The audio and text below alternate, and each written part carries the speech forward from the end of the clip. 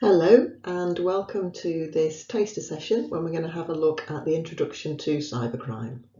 My name's Juliet Prince. I'm a lecturer on the policing team at Staffordshire University, and the policing team sits within the Department of Criminology, Policing and Forensics.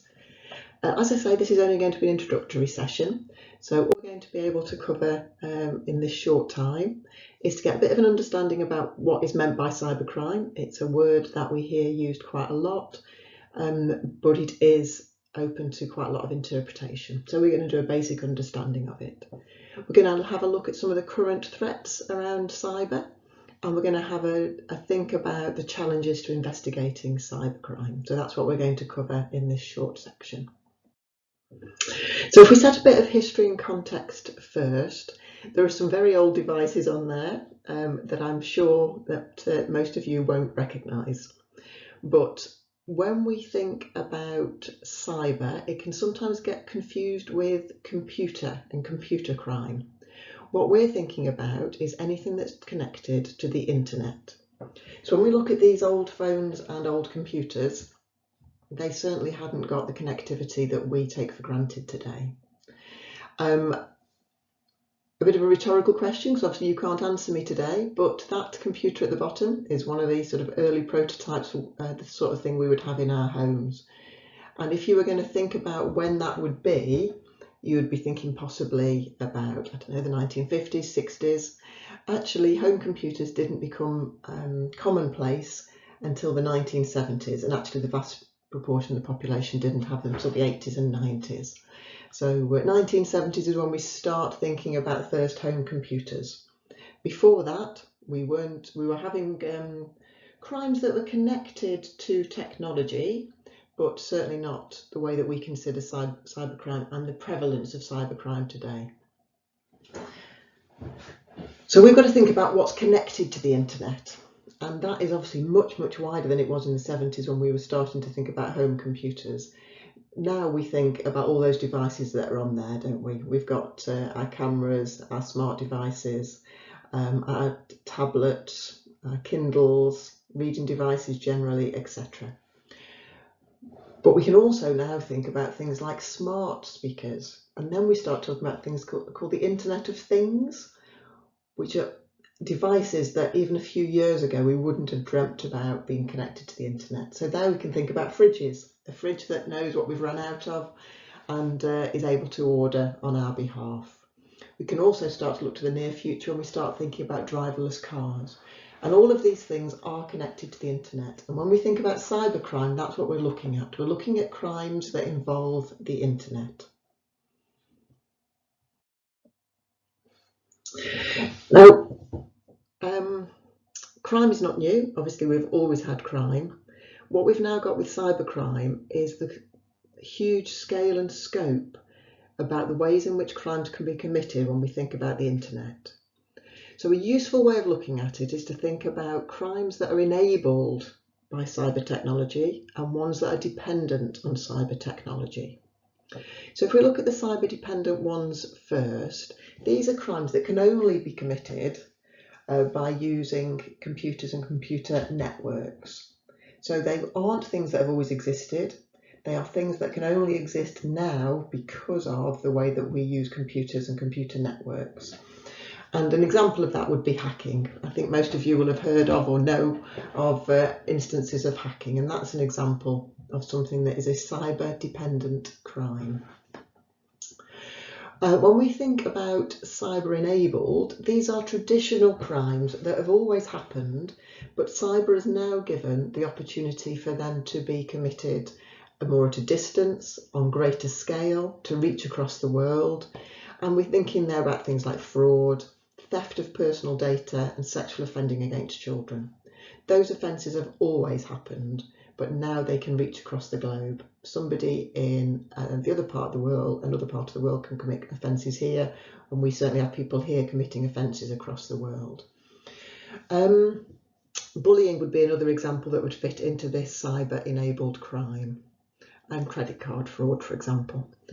Now, another way that you can perhaps think about cybercrime is to do something that a man called Wall did, a renowned academic who's looked at cybercrime quite extensively.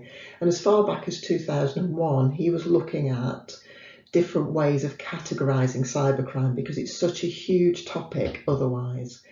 So he broke it down into these categories. He looked at cyber trespass. This is where the criminals are invading people's personal space, and that can include hacking. He then looked at cyber deceptions and theft.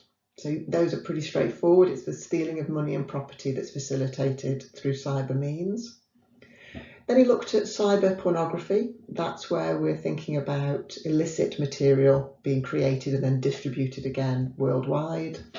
And finally, he suggested cyber violence, and that's when we think about stalking, so cyber stalking, cyber harassment, hate speech, and radicalisation. So those are some of the ways that Wall back in 2001 considered the ways of categorising cybercrime. And that perhaps gives you an idea about how we've gone from the 1970s, where really most people didn't have home computers, weren't exposed to these types of crimes. But by the time we get to the very early 2000s, academics are writing about this new type of criminality, relatively new in 2001, and about the scale and the scope of it. But that obviously has changed again since 2001, because then we didn't really have our smart devices. So although academics were thinking about it then, it's changing and changing again. Which brings us on to our next slide. Cybercrime is not static. So whatever we're considering around cybercrime today may look different in just a few years' time. So we mentioned on an earlier slide around things like driverless cars. Well, they're obviously still the future at the moment, but in a few years' time they won't be, and so there'll be new crimes related to that type of technology. Now, this report that's put on here has been written by Interpol, so International Policing Organisation, and they've looked at what are the threats currently posed by organised crime. So this isn't the sort of local crime, this is or committed by one or two people. This is about the organised crime threat. And they've looked at it and said, look, cybercrime continues to mature. So this is not about crimes that have been committed forever and ever, like theft, for example. This is about all cybercrimes committed using the internet. Criminals are becoming more audacious, so they're becoming more daring. They're trying new things. And what they're suggesting in relation to organised crime is that organised crime is getting bigger online. The criminals are realising that they can make more profits by being organised and by committing this crime online. And to tackle it, law enforcement must be equally daring, audacious, in order to meet the challenge. So what Interpol are saying is that crime is changing, internet crime is changing, organised crime is changing, and the police and other law enforcement agencies must keep up with that change. And that's where people like you come in. It's about being aware of technology, about being aware of some of the challenges, and about being brave to learn new techniques, learn new things around technology to be able to tackle these challenges in the future. This report, by the way, is available. You can access it yourself online. There's enough detail there for you to be able to find it and have a read through these organised crime threats. But please bear in mind that cybercrime is not just committed by organised crime groups. They can be committed by individuals and small groups of people acting together as well, just as you'd have in traditional crime. Within the UK, the organisation called the National Crime Agency writes an assessment every year about what the current threats are to the UK. So on the previous slide, we had a look at some of the international issues around organised crime and cyber. This slide is looking about, okay, what's happening in the UK? What are the current threats linked to cyber in the UK? And this has been published by the National Crime Agency, and it's their latest threat assessment for the UK. And again, looking at the National Crime Agency Strategic Threat Assessment, you'd be able to find this report as well. So they say in the UK, the current threats are around exploitation of children online, It talks about spam and phishing, which we haven't got time to go into in detail here, but you can definitely do a search on those. Ransomware. Now, ransomware is also a top threat that's been identified in the Interpol report that we talked about. And this is because organised criminals believe that they can gain a lot of money from big organisations. Ransomware doesn't traditionally target as many individuals as it does organisations, because it's wherever they go for the money. So this is about criminals accessing networks, saying to those organisations, if you don't give us X number of pounds, millions of pounds often, then we will stop your computer systems working. And obviously when you think about big organisations not being able to access their computers, not being able to function, that is a big risk for them. And one of the latest examples of this is a company called Travelex, where last year their systems were held to ransom. They weren't able to issue foreign currency, for example. Hacking is obviously an issue that's been going on since computers were first invented. Denial of service is one of the ways in which actually ransomware can happen. This is where criminals shut down a system, flood it with messages that basically collapse the system, and this has happened in quite a few big organisations. And then some of the other crimes that you may be sort of more comfortable understanding around cyber stalking, harassment and bullying. And then there's also identity theft amongst these current threats, about stealing people's identity and using that identity to go on and do more things. So it's not just that they've taken somebody's identity, it's not that a criminal has just said, oh, I'm going to today say that I'm Juliet Prince. It's about using that identity to steal more money, to set up false credit card accounts, for example. And then it may be that that identity theft is also used to commit some of those other offences that we've looked at above. So hopefully that starts to give you an idea about those big threats within the UK that you may already have heard some of the terms on there, but some of those may be new to you. And obviously bringing this right up to date for at the moment, these are some of the threats that are considered to be escalating because of the COVID-19 issues, the global pandemic and the coronavirus.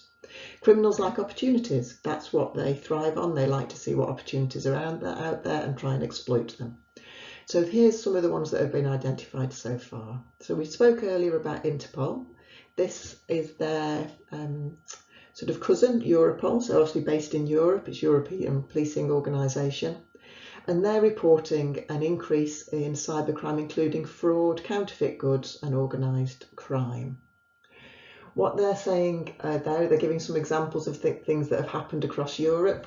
So the first one in relation to fraud, an example they will give is that a company were persuaded to transfer 6.6 million euros to a false company that said that they were going to be supplying alcohol gels and face masks. Those goods were never received. So a company spent 6.6 million euros to receive what they thought was going to be hand gel, sanitizers, and those goods never materialized. An example of one of the counterfeit good scams that's happened is that in early March, over 34,000 counterfeit surgical masks were seized. These were masks that health agencies across Europe thought they were buying. They were buying face masks, they did exist, unlike the first example, but they were fraudulent. They were counterfeit rather. They were not proper surgical masks and would not have protected health workers. And then the last one here about organised property crime. This is again where quite a few countries across Europe have reported that criminals have been trying to gain access to people's homes. So they've used data that they can find about people who are going to be at home, so perhaps the most vulnerable who can't leave their homes for 12 weeks, and pretended that they're there from some local support agency and conned their way into the houses to steal money when they get inside. So they've said things like, for example, we're going to come in and give you a coronavirus test, and then got in there and stolen money. Within the UK some of those activities have occurred, but they say they're Europe-wide predominantly, and there's a link to that report. Action Fraud, which is UK based and is where all fraud reports in the UK should go to be analysed, they're already reporting a 400% increase in reports of fraud, the majority of which of those are online fraud. And then the third one is a general concern now about the number of children who obviously can't go out, they're not going out to school, and therefore spending more time online and therefore open to being exploited during the lockdown. And there's a link there to some of the support that's out there to keep parents and young people safe from some of those online threats. As you can see, criminals act very quickly and get quite audacious quite quickly. And so it is important that law enforcement is in a position to tackle it. Now with cybercrime generally, there is a challenge because traditional crime has always had a structure in which it can be tackled. So police will look at victim, offender and location to try and tackle any crime problem. So they would look at where is the victim, where's the offender, where's the location, and they'd put strategies in place to prevent those crimes happening. That's obviously more difficult for cybercrime because the victims and the offenders could be the other side of the world. So policing, since the escalation of cybercrime, has had to adapt and change at a local level. So local police forces are adapting. There are regional crime units that are also part of tackling this. And then we've also spoken about the National Crime Unit, that the National Crime Agency, who are tackling this as well. So cybercrime is tackled at the local level, the regional level and the national level. And this traditional crime prevention triangle is still in place, but it has to adapt to that issue about where are the victims, where are the offenders, who's the best person to tackle it, given the global nature of cybercrime. So in conclusion, hopefully now you've got an understanding of some of the types of cybercrime. You can understand that cybercrime is a policing priority. It is difficult to tackle because it can be local, regional, national or international, but the police are adapting to those challenges, and we've also got a role to play as citizens to try and make sure that we keep ourselves safe. And what you will see is that you have a role to play in that. So it is important that you keep yourself safe online, follow some of the guidance that comes out from the Child Exploitation Online Protection Unit. They've got a website called Think You Know, which has got lots of protective advice on there. So I hope you found this interesting, and it's been really nice speaking to you today, and I'll now say goodbye.